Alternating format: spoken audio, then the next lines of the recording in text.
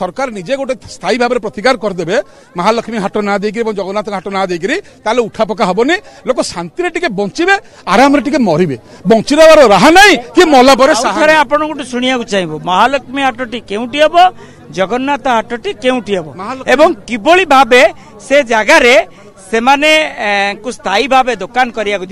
पूरा आपण निश्चित ब्रेन रे सब किछि रखी से ब्रेन रो समस्त तथ्य को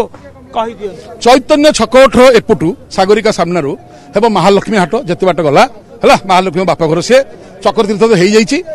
बड़दाण्डे जदि रास्ता पर बसिया इच्छा ना ताली हाट करने चाहते आउ सेमती जगह नहीं एत लोक थैथान कला भाया जेहेतु हम पुरी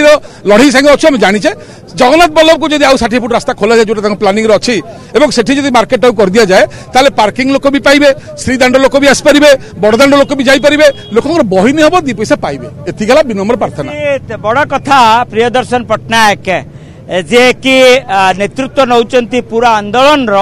तांकर कथा होची श्री जगन्नाथ हाट बड़दाण्ड अर्थ जगन्नाथ बल्लभ परिसर रे जेउटी गोटे विस्तीर्ण अंचल रही से स्थान को स्थायी भावे किभली भावे माने स्थायित्व करबा पई सेठी